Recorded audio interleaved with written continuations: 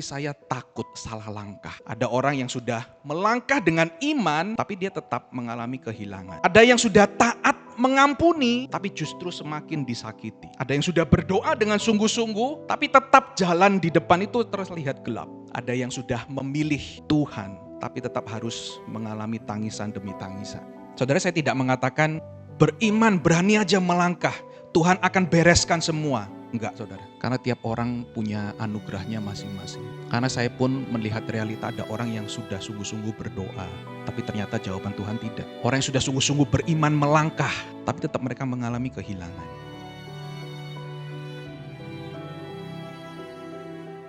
Mari kita membuka bagian firman Tuhan yang melandasi perenungan kita dari Lukas pasal yang ke-14.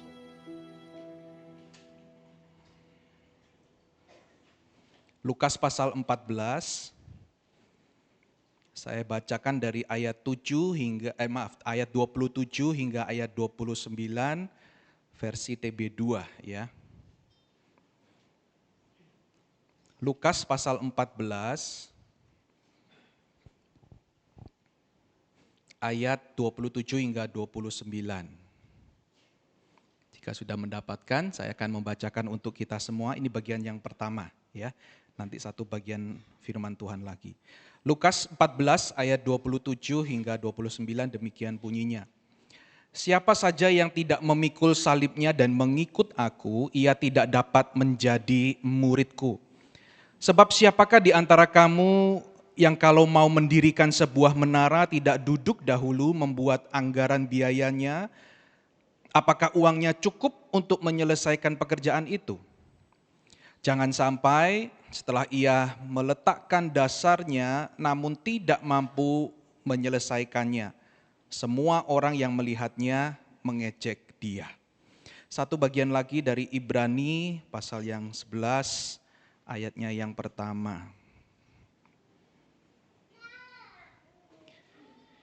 Ibrani 11 ayat pertama demikian bunyinya. Iman adalah dasar dari segala sesuatu yang diharapkan dan bukti dari segala sesuatu yang tidak dilihat. Demikian jauh pembacaan firman Tuhan.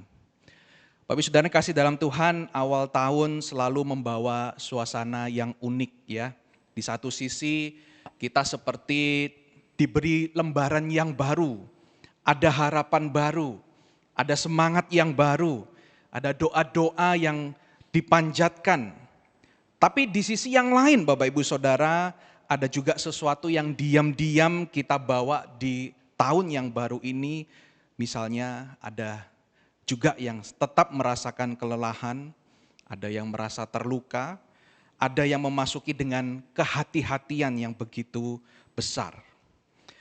Dan saya yakin hampir semua kita mengalami hal ini di tahun yang 2025, jadi tahun lalu, yaitu apa? Kita banyak mengambil keputusan-keputusan, ya. Ada keputusan yang kecil, tapi ternyata itu mempengaruhi banyak hal. Tapi ada juga keputusan yang besar, dan bahkan itu mengubah arah kehidupan kita. Sebagian keputusan itu bisa menghadirkan sukacita, pekerjaan bisa berjalan lancar, keluarga yang bisa semakin bertumbuh di dalam iman misalnya, pelayanan juga yang semakin berkembang. Tapi sebagian lainnya ternyata meninggalkan penyesalan dari keputusan-keputusan yang pernah kita ambil. Kata-kata yang sudah terlanjur keluar dan tidak bisa kita tarik kembali. Relasi yang mulai renggang dan sulit untuk diperbaiki. Uang yang salah dipakai, kesempatan yang terlewat, rencana yang seolah-olah langsung runtuh, gagal total semuanya.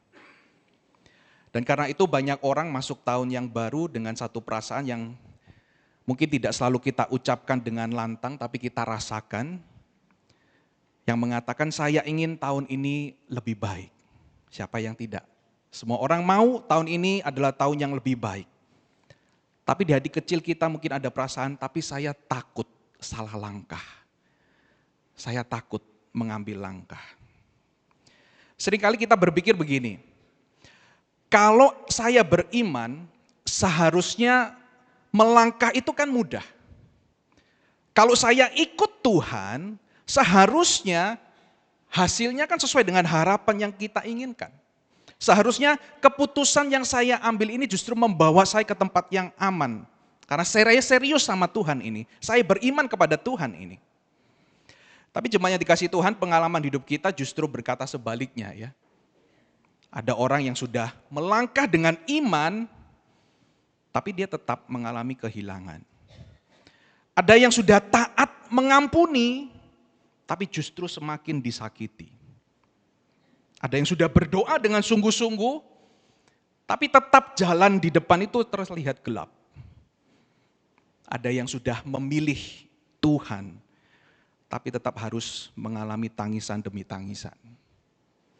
Dan pelan-pelan kita mulai memikirkan, jangan-jangan tahun ini melangkah ke depan itu sangat berisiko. Lebih baik diamlah dulu. Lebih baik tunggu aman saja. Lebih baik kita mengambil keputusan yang tidak terlalu besar dahulu di tahun ini. Tanpa sadar saudara, iman kita mulai berubah, bukan lagi iman yang melangkah tetapi iman yang bersembunyi. Realitanya Bapak Saudara, hidup memang tidak pernah lepas dari yang namanya resiko. Tidak pernah tanpa resiko. Bahkan ketika kita memilih tidak melangkah, itu pun mengandung resiko. Diam bisa membuat kita kehilangan panggilan. Menunda bisa membuat kita hati semakin keras. Dan di titik ini kita harus jujur, tahun lalu mungkin kita sudah terlalu bertaruh banyak. Tetapi tahun ini pertanyaannya bukan apakah ada resiko, tapi kepada siapa kita mempercayakan hidup kita ini. Saudara, iman Kristen bukan iman yang menjanjikan semua langkah kita akan lebih mudah. Termasuk juga di tahun ini. Dan iman Kristen adalah iman yang mengatakan walau jalan tidak terlihat jelas ke depan itu, tapi aku tetap berjalan. Karena aku tidak berjalan seorang diri. Karena Tuhan di dalam Alkitab bukan sekedar konsep yang abstrak. Bukan Tuhannya para filosof seperti kata Pascal ya.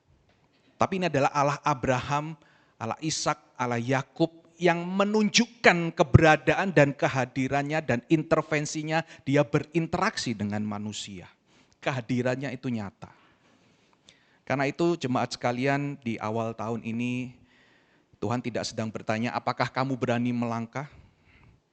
Tapi Tuhan bertanya apakah saudara dan saya mau percaya kepadanya dan melangkah bersama dengan dia. Kebenaran penting yang ingin saya tekankan malam hari ini adalah keberanian kita orang percaya bukan keberanian yang nekat ketika kita melangkah. Itu adalah keberanian yang lahir setelah kita menghitung biayanya di hadapan Tuhan. Lalu melangkah karena yakin bahwa Tuhan menyertai langkah kita. Itulah kenapa saya memberikan tema keberanian untuk melangkah. Saya bagi menjadi 3, yaitu duduk, menghitung biaya, dan melangkah. Duduk dahulu. Yesus melarang sebuah kenekatan dalam beriman. Ini jelas ketika kita membaca Lukas, Bapak Ibu Saudara, konteksnya adalah Yesus sudah melakukan banyak mujizat, dan banyak orang terpukau dengan karyanya yang luar biasa, menganggapnya adalah pemimpin agama, Mesias yang akan datang, yang luar biasa, yang akan memerdekakan orang-orang Israel. Sehingga banyak orang berbondong-bondong mengikuti dia. Tapi Yesus tidak pernah tertarik dengan kerumunan banyak orang pengikut. Ya. Sehingga dia berpaling dan mengatakan hal yang tidak sedap didengar. Salah satunya adalah siapa saja yang mau menjadi muridku, dia harus memikul salib. Lalu dia lanjutkan, sebab siapakah di antara kamu yang kalau mau mendirikan sebuah menara tidak duduk dahulu membuat anggaran biayanya, kalau cukup uangnya untuk menyelesaikan pekerjaan itu. Jadi Yesus tidak suka dengan orang-orang yang hanya ikut-ikutan, yang tidak pernah mempertimbangkan, atau yang tidak terbuka wawasannya, apa yang sedang menunggu mereka di depan ketika mereka mau menyatakan, saya mau menjadi murid-Mu Tuhan. Saya mau mengikut Engkau Tuhan. Saya mau beriman kepadamu Tuhan. Sehingga Tuhan memperjelas ini dengan perumpamaan atau gambaran seperti seorang yang sedang membangun menara. Hitung dulu, duduk dulu. Jadi duduk dahulu itu kata kunci yang sangat penting di situ. Yesus mengajarkan bahwa iman Kristen bukan iman yang impulsif. Yang terlihat luar biasa di depan lalu ikut-ikutan. Mengikut Yesus bukan mengikuti emosi kita yang sesaat saja. Yesus tidak manggil kita menjadi pengikut yang gampang tersentuh, tapi kemudian tiba-tiba gampang menghilang. Yang gampang berkata, siap Tuhan laksanakan. Tapi menghadapi konflik langsung menyerah. Gampang berkobar dan terbakar, tapi gampang sekali padam. Jadi Yesus manggil kita menjadi murid yang serius, yang sadar, yang matang, bertanggung jawab dengan keputusan kita mengatakan saya mau ikut, saya mau beriman, saya mau percaya. Karena itu awal tahun adalah waktu yang sangat penting untuk duduk dahulu, Bapak Ibu Saudara ya. Duduk dahulu artinya berhenti sejenak untuk menata hati kita, menata arah kita. Apa sih yang sudah kita pelajari dari tahun lalu? Keputusan mana yang harus kita ubah atau pertobatkan di hadapan Tuhan? Keputusan mana yang harus kita perbaiki? Langkah mana yang Tuhan minta, tapi sampai hari ini kita masih menundanya. Padahal kita dengan lantang mengatakan aku mau mengikut, aku mau percaya, aku mau berharap. Tapi apa yang dituntut oleh Tuhan pada kita masih kita tunda-tunda. Saudara, duduk dahulu bukan berarti menunda. Itu sebuah ketundukan diri. Bukan aku yang memimpin dan mengarahkan, tapi aku mau tahu Tuhan mau arahkan kemana. Supaya langkah kita bukan langkah yang sombong, bukan langkah yang emosional, bukan nekat, berani yang nekat, tidak. Tapi langkah ketaatan yang Tuhan inginkan. Itu yang pertama, duduk dahulu. Lalu Yesus mengatakan, hitung biayanya. Supaya jikalau ia sudah meletakkan dasarnya, dan tidak dapat menyelesaikannya, jangan-jangan semua orang melihatnya mengejek dia. Saudara, Yesus sedang mengatakan, jangan mulai kalau engkau tidak siap untuk menyelesaikannya. Jangan ikut aku kalau kamu hanya mau bagian yang manisnya saja.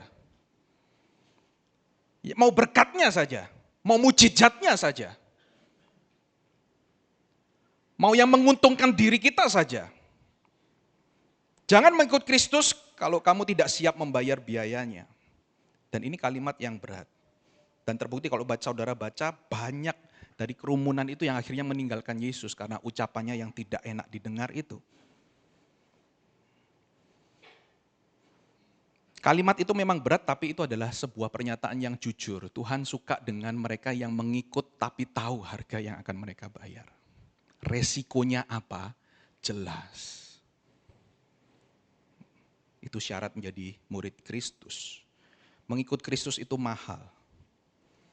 Ada harga kekudusan, ada harga kesetiaan, ada harga hidup dalam kebenaran. Dan jemaat yang dikasih Tuhan, salah satu biaya yang paling besar adalah ini.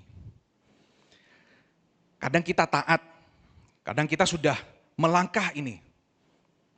Namun ternyata hasilnya tidak sesuai dengan yang kita harapkan. Ini bukan teori, ini realita, kisah-kisah dalam Alkitab. Banyak contoh yang seperti itu. Saudara ingat Yohanes Pembaptis, dia taat, dia pemberani. Yohanes adalah orang yang ditunjuk oleh Tuhan untuk membuka jalan bagi Mesias. Dia nggak mencari muka, dia berani menegur dosa. Tapi apa yang terjadi? Dia menegur dosa Herodes, dia ditangkap di penjara dan bahkan dia dipenggal kepalanya. Yang sangat menyentuh adalah ketika Yohanes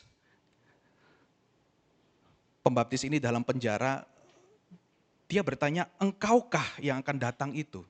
Dia menyuruh murid-muridnya untuk bertanya kepada Yesus, engkaukah yang akan datang itu? Artinya apa? Orang yang paling berani pun itu bisa capek, bisa lelah. Kok seperti ini ya Tuhan? Saya membuka jalan bagi Mesias, saya membaptis Yesus, kok seperti ini? Sehingga dia ragu, dia tanya, coba kamu tanya ke Yesus, benar nggak sih dia yang diutus? Ternyata bagi Yohanes Pembaptis pun ada ekspektasi yang besar yang tidak terpenuhi. Kesetiaan Yohanes Pembaptis tidak menghasilkan hidup nyaman.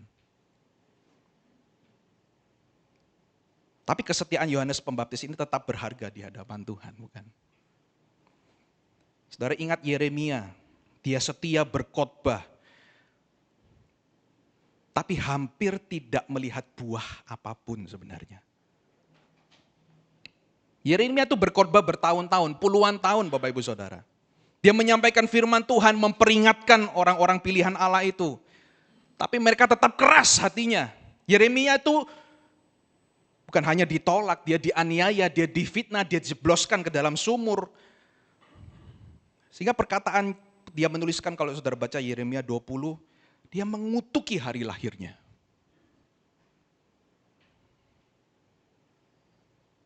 Suatu pelajaran yang besar. Saudara, Tuhan tidak menilai seperti manusia menilai. Tuhan menilai apa? Kesetiaan, bukan statistik. Para murid, mereka sudah ikut Yesus, tapi Mesias versi mereka tidak tercapai. Malah Mesias itu tersalibkan. Buyar mereka. Buat apa ikut Mesias yang tersalib? Kalang kabut para murid itu. Bayangin, mereka meninggalkan segalanya, mereka ikut Yesus. Mereka berharap Mesias, guru ini bisa memulihkan bangsa Israel. Tapi yang terjadi apa? Zong. Tidak sesuai dengan ekspektasi mereka. Gambaran Israel yang merdeka itu luluh lantah. Yesus disalib. Dan Lukas 24, murid Emmaus itu berkata, padahal kami dahulu mengharapkan, dengan jelas ekspektasi mereka apa? Dahulu kami mengharapkan dia jadi Mesias yang luar biasa. Dan statement dan perasaan seperti itu, realitas seperti ini sangat manusiawi, bukan kita hadapi. Dan kalimat-kalimat itu juga menjadi kalimat kita juga gitu kan. Padahal saya pikir, padahal saya kira, padahal saya berharap. Tapi tidak terjadi. Ini biaya mengikut Kristus. Ekspektasi kita bukan yang utama. Ekspektasi kita tidak selalu terjadi. Marta dan Maria, kurang beriman apa mereka sama Yesus? Tapi saudaranya mati kan. Dan mereka ngomel, dan mereka terus terang kepada Yesus, Tuhan sekiranya engkau ada di sini lebih cepat. Saudaraku gak mungkin mati.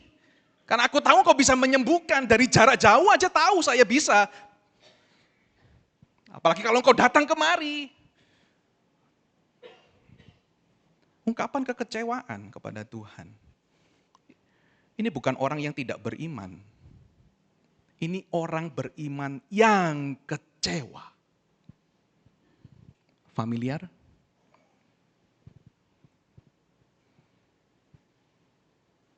Dan menariknya Tuhan tidak marah. Baik kepada Maria, baik kepada Marta. Alkitab mencatat Yesus menangis. Yesus menangis. Seolah Tuhan itu mengatakan, aku tidak hanya Tuhan yang super power, yang tahu memerintah, yang menuntut semata. Tapi dia mengatakan, aku Tuhan yang turut menangis bersama-sama dengan umatku. Tokoh yang terakhir, Paulus. Paulus memberitakan Injil lintas kota, lintas bangsa, lintas bahaya. Hasilnya apa? Bukan tepuk tangan Bapak Ibu Saudara. Di penjara, dipukul, ancaman, karam kapal, dia kelaparan. Dan ini membuktikan apa? Iman itu tidak menghapus salib. Kadang iman justru membawa kita terus-menerus memikul salib setiap hari. Ini harga mengikut Yesus.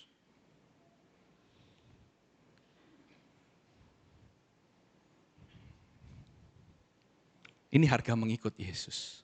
Kalau kita nggak siap, kita nggak bisa jadi murid Kristus. Itu kenapa saudara Lukas 14 ini penting sekali. Yesus ingin kita mengikuti dia dengan realistis sekali. Tapi sekaligus juga serius, bukan main-main. Karena kalau ketika tidak menghidung biayanya, kita akan mudah mengatakan, aku sudah kecewa sama Tuhan. Padahal yang mengecewakan bukan Tuhan. Tapi kemauan kita nggak tercapai, ekspektasi kita tidak terpenuhi. Yesus mengatakan hitung biayanya, hitung baik-baik.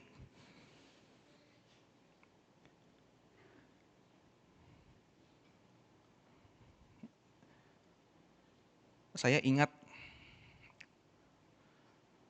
ketika saya bertemu waktu itu dengan Clarissa ya di kampus saat ketika kami dalam perkenalan sesama mahasiswa dalam retreat pertama kami, satu angkatan. Jadi diperkenalkan satu dengan satu-satu begitu ya. Nah sampai pada dia, saya disingkat saja, dia langsung memberikan perkenalan dirinya.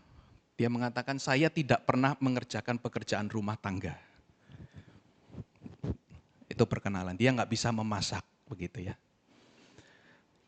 Nah ketika saya pada waktu itu bukan memang masuk saat untuk cari pacar, tapi standar kriteria yang saya miliki untuk pasangan hidup saya adalah satu, yang bisa mengerjakan rumah tangga, dan juga yang bisa memasak sama seperti mama saya, super mom begitu ya, mengerjakan semuanya. Nah otomatis sebenarnya dengar perkenalan itu langsung coret begitu ya, nggak masuk begitu. Nggak sesuai ekspektasi saya gitu ya istilahnya ya. Tapi ya sering berjalannya waktu, suka juga deh dengan karakternya dan lain sebagainya. Singkat cerita, saya pada titik bergumul, mau mengajak dia untuk berrelasi gitu ya, menjadi pacaran gitu ya, karena di saat itu harus izin dulu kalau berpacaran saudara ya, ke dosen, harus lapor. Jadi sebelum memberanikan diri itu saya menghitung biayanya dulu gitu ya. Maksudnya begini, saya tahu dia nggak bisa masak gitu ya, saya tahu dia nggak bisa kerjain pekerjaan rumah tangga. Tambah lagi ketika saya mengenal dia di kampus saat itu dia ada sakit tulang belakang. Jadi pada waktu kecil kelas 4 SD begitu dia main bulu tangkis, kemudian bolanya itu nyangkut di atas, dia ambil bolanya tapi plafon di atas itu runtuh gitu ya, jatuh, dan dia jatuh pas kena duduk gitu ya, tak duduk bilang kan. Jadi ada bagian tulang belakang itu yang bantalannya keluar begitu. Dan itu membuat dia gampang sakit. Nah di kampus itu dia dapat pengecualian tidak ikut kerja bakti karena sakit itu. Ya. Nah menghitung biayanya kan berarti,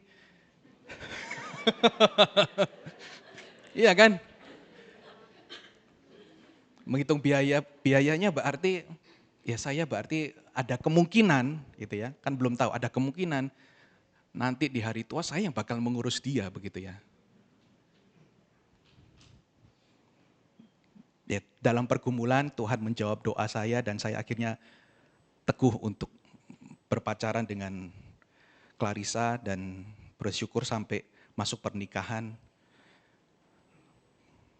Setelah melahirkan anak yang pertama, saya lupa tepatnya ya, sebelum kelahiran si anak kedua atau setelahnya, tapi ketika periksa lagi ke dokter di Manado, itu bantalannya sudah nggak ada. Maksudnya bukan nggak ada ya, maksudnya diperiksa lagi tulang belakangnya, dokternya bilang sudah nggak apa-apa, begitu. Nah ini sesuatu yang di luar ekspektasi saya, begitu ya. Tapi hal yang positif ekspektasi, ya di luar ekspektasi yang positif. Apakah Tuhan menyembuhkan dan menghilangkannya? Saya ingat masa-masa di kampus, saya rajin sekali bawain laptopnya dia ya. Jadi Kalau dari perpustakaan itu malam ya, habis self study, saya balik ke asrama itu bawa 2 laptop. Pagi bangun bawa 2 laptop lagi masuk ke kelas. Itu setiap hari. Itu biayanya saudara ya. yang saya tanggung begitu ya. Karena tulang punggung itu kan sakit dia. Tapi bersyukur hari ini sudah hilang. Maksud saya seperti ini saudara. Kita nggak tahu begitu ke depannya itu ekspektasi kita itu bisa terpenuhi atau tidak. Kalau bisa, kita bersyukur. Tapi siap nggak kalau tidak? Nah, ketika saya menghitung biaya sebelum memantapkan diri untuk mendekatkan diri dengan Clarissa ini dan meminta dia untuk mau berrelasi dengan saya sudah hitung kemungkinan itu gitu loh. Saya sudah siap untuk hari tua saya mengurus istri saya. Begitu.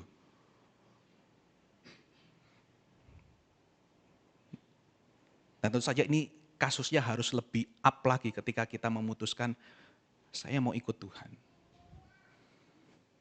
Saya mau beriman kepada Tuhan. Saya mau melangkah bersama-sama dengan Tuhan. Dan menariknya Tuhan sudah bilang di sini lebih dulu. Kalau saya kan masih menduga-duga, gitu kan. Tapi Tuhan sudah bilang lebih dulu di awal. Siapa yang tidak memikul salibnya dan mengikut aku, ia tidak dapat menjadi muridku. Sudah dibilang di awal. Nah, apakah kita sudah duduk dan sudah menghitung biayanya? Setelah menghitung biaya, firman Tuhan berkata, melangkahlah. Saya ambil dasarnya dari Ibrani 11 ayat 1. Iman adalah dasar dari segala sesuatu yang kita harapkan. Dasar dari segala sesuatu yang kita harapkan. Bukti dari segala sesuatu yang tidak kita lihat. Saudara, iman bukan melihat semua bukti dulu baru taat. Enggak. Iman adalah taat walau belum melihat endingnya. Kalau Lukas 14 mengatakan hitung biayanya, Ibrani 11 ini mengatakan setelah menghitung jangan mundur. Ayo beriman, ayo melangkah. Karena iman bukan hanya duduk, iman itu juga berjalan. Karena iman bukan menunjukkan bahwa kita itu sama sekali tidak ada memberikan sesuatu pun yang kita berikan secara intelektual kita, harapan kita ke depan. Itu semuanya kita serahkan kepada Tuhan gitu loh. Jadi mengikut Tuhan boleh-boleh saja kita punya harapan. Tapi iman yang menjadi buktinya nanti. Kalau saudara membaca Yosua 3, Israel itu harus menyeberang sungai Yordan, ya. Dan itu mustahil. Dan yang menarik adalah Yosua tidak pernah tahu sungai itu akan terbelah. Dia nggak punya pengalaman sebelumnya. Dia hanya tahu satu hal, Tuhan menyuruh dia untuk melangkah. Dan Alkitab mencatat sesuatu yang menarik. Ketika para imam itu menginjakkan kaki, jadi membenamkan airnya di sungai itu, barulah sungai itu mulai terbelah. Saudara, seringkali mujizat tidak datang sebelum melangkah. Lebih sering mujizat datang itu setelah kita melangkah. Berani melangkah. Itu prinsip iman. Ketaatan mendahului kejelasan nanti seperti apa datangnya. Apa dasar keberanian kita? Roma 8 ayat 31, jika Allah di pihak kita, siapakah yang akan melawan kita? Matius 28:20, aku menyertai kamu senantiasa sampai kepada akhir zaman. Saudara, Tuhan tidak menjanjikan setiap langkah kita bebas badai. Tapi Tuhan menjanjikan Ia menyertai. Saya memberi diri dalam panggilan Tuhan dengan satu kekhawatiran yang besar sebagai anak laki-laki yang pertama. Jadi saya punya kakak perempuan 2, saya kembar, tapi saya yang kakak adik kembar saya gitu ya. Jadi saya merasa bertanggung jawab sebenarnya jadi anak tertua laki-laki begitu ya. Dan saya ketahui keluarga saya hidup dari hutang. Kartu kredit, hutang keluarga sebelah dan seterusnya. Jadi tambal-tambal begitu ya. Tapi saya dapat panggilan ini dengan jelas untuk menjadi seorang hamba Tuhan. Saya berkata pada Tuhan, Tuhan lalu siapa yang bisa bantu untuk melunasi hutang-hutang keluarga? Tapi saya berani beriman, ya. Saya sudah menghitung juga. Ada resiko, iya. Bisa jadi keluarga saya masih terus terlilit hutang piutang, iya. Tapi saya berani melangkah. Saya beriman. Setelah saya masuk di seminari tahun 2007 akhir, ya 2007 pertengahan masuk, 2007 akhir saya dapat telepon dari papa saya mengatakan rumah kami dijual. Dan dari penjualan itu masih bisa beli rumah baru satu, rumah kakak perempuan satu, kemudian satu ruko, begitu ya. Dan semua hutang kepada keluarga dan semuanya bisa tertutup. Dan saya bersyukur. Itu di luar ekspektasi saya juga. Saya sudah menghitung biayanya siap-siap, walaupun saya jadi seorang hamba Tuhan, saya juga harus ikut ambil bagian dalam kesulitan ekonomi keluarga. Tapi itu di luar dugaan saya. Saudara, saya tidak mengatakan beriman, berani aja melangkah, Tuhan akan bereskan semua. Enggak, saudara. Karena tiap orang punya anugerahnya masing-masing. Karena saya pun melihat realita ada orang yang sudah sungguh-sungguh berdoa. Tapi ternyata jawaban Tuhan tidak. Orang yang sudah sungguh-sungguh beriman melangkah. Tapi tetap mereka mengalami kehilangan.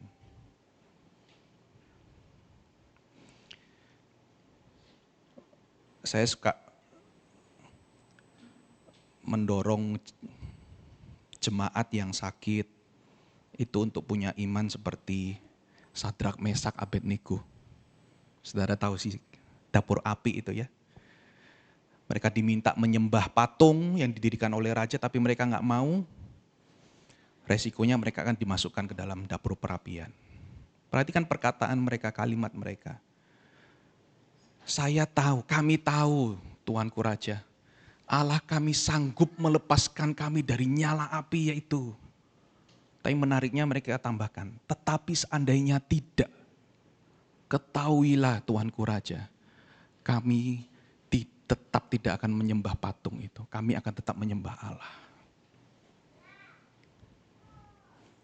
Beriman berarti yang seimbang Bapak Ibu Saudara ya. Kita berani melangkah dengan mengatakan kalimat-kalimat, Tuhan kalau boleh begini, begitu. Berani gak kita menambahkan selanjutnya, tapi seandainya tidak Tuhan, saya akan tetap menyembah Engkau. Sekarang saudara, saya ingin tanya mungkin hal-hal yang menyentuh bagian pribadi saudara. Di bagian mana Tuhan memanggil saudara untuk melangkah tahun ini?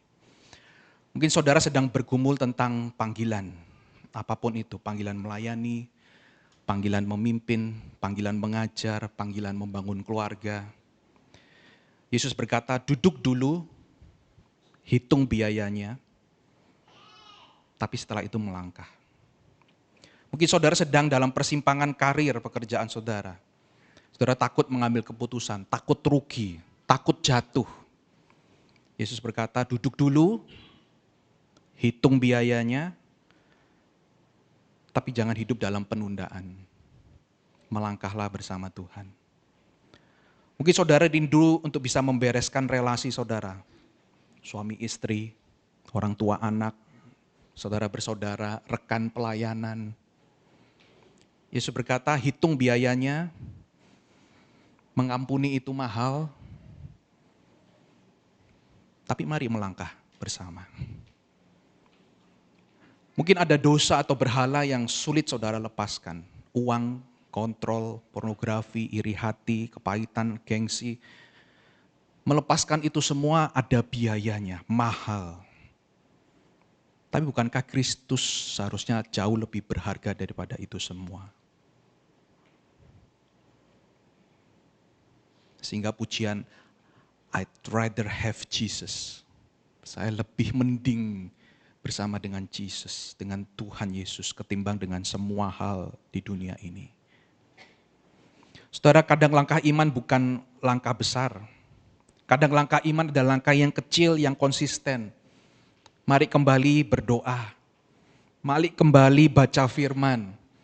Mari kembali datang ibadah. Mari kembali ke komunitas kecil. Mari kembali mengejar kekudusan. Tahun ini mungkin tetap penuh resiko, mungkin tetap banyak ketidakpastian, tetap akan ada kesulitan, tapi Injil memberi kita keberanian yang lebih besar dari rasa takut. Karena keberanian orang percaya bukan keberanian yang nekat. Keberanian orang percaya adalah keberanian seorang murid yang duduk dulu, hitung biaya, lalu melangkah dengan taat. Bukan karena kita kuat, tapi karena Tuhan itu baik. Karena Tuhan itu setia. Karena Tuhan itu mau menyertai umatnya. Tahun ini mari melangkah bersama dengan Tuhan. Amin. Mari kita berdoa.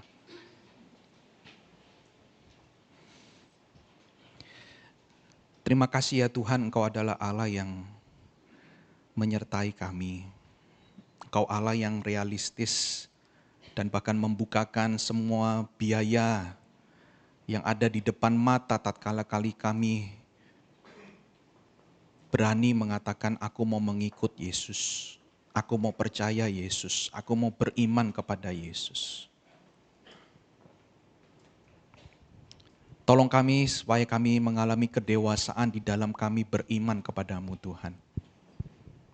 Sehingga di dalam setiap doa-doa permohonan dalam pengambilan keputusan, kami selalu menyeimbangkan keimanan kami kepada Tuhan. Bukan hanya melulu mengharapkan ekspektasi-ekspektasi kami yang terpenuhi, tapi kami juga bisa melantunkan doa seandainya tidak terjadi.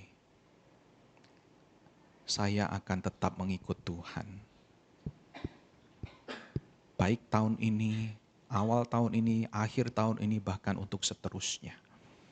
Kalau hal yang baik tidak segera kunjung datang, biarkan itu ada di dalam rancangan Tuhan yang maha baik dan tidak menggoyahkan iman percaya kami. Kami akan tetap mengiring Tuhan. Kami bersama-sama dengan Tuhan. Sesulit apapun kehidupan yang Tuhan izinkan untuk kami lewati. Dan kami juga yakin dan percaya bahwa kesulitan pergumulan hidup kami tidak melebihi kekuatan kami. Ada maksud Tuhan yang mendorong kami sedemikian rupa untuk kami bisa menjadi berkat bagi orang lain juga. Terpujilah namamu, demi nama Tuhan kami Yesus Kristus kami berdoa. Amin.